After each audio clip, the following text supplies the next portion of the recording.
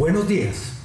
El gobierno objetó 6 de los 159 artículos de la ley estatutaria de la JEP.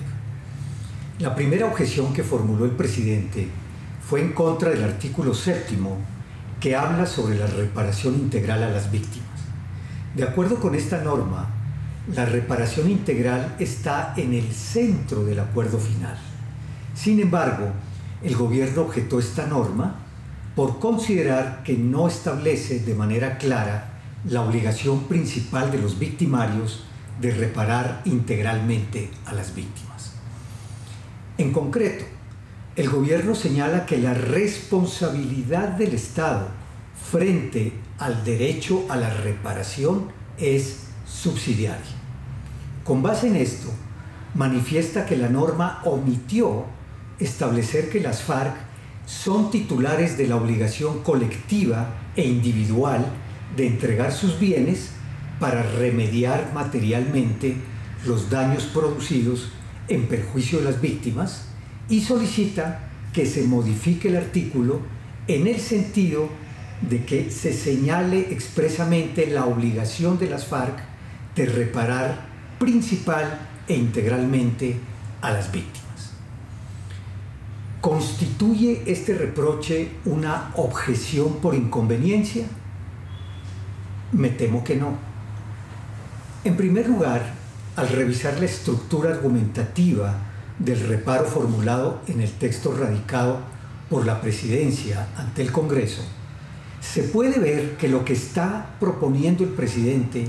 es un debate jurídico, que es en esencia constitucional. El gobierno no está señalando por qué la implementación de esta norma no resulta conveniente para el país, sino que, por el contrario, está indicando las razones por las cuales la norma objetada, en su criterio, no satisface ni respeta el contenido del derecho a la reparación integral de las víctimas. De esta manera,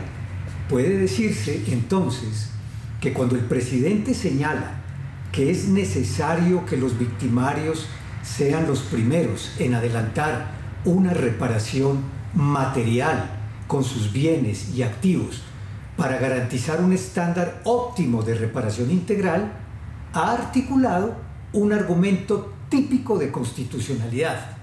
no de conveniencia. Adicionalmente, al formular esta objeción, el gobierno está desconociendo que en la sentencia C080 de 2018, la Corte Constitucional analizó y decidió este asunto concreto. Específicamente, la Corte declaró la constitucionalidad del artículo 7º hoy objetado, basada en lo dispuesto en el inciso 2º del artículo 1º del Acto Legislativo 1 del 2017, que establece que el sistema integral parte del principio de satisfacción de los derechos de las víctimas a la verdad, la justicia, la reparación y la no repetición. Y en el artículo único transitorio 18, que señala que en el modelo diseñado para el sistema integral de verdad, justicia, reparación y no repetición, la reparación será garantizada por el Estado de manera integral, adecuada, diferenciada y efectiva, priorizando la distribución de las medidas de reparación entre las víctimas, teniendo en cuenta el universo de víctimas del conflicto armado y buscando la igualdad en el acceso y la equidad en la distribución de los recursos disponibles y dando preferencia en la atención a los sujetos de especial protección constitucional. Como puede verse,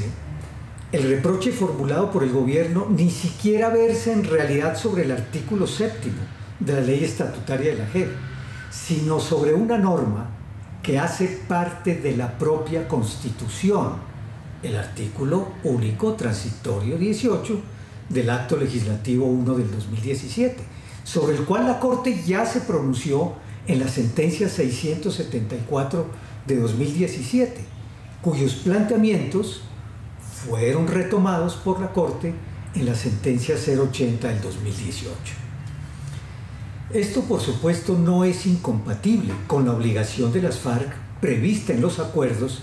de entregar los bienes y activos producto de su actividad ilícita durante el conflicto.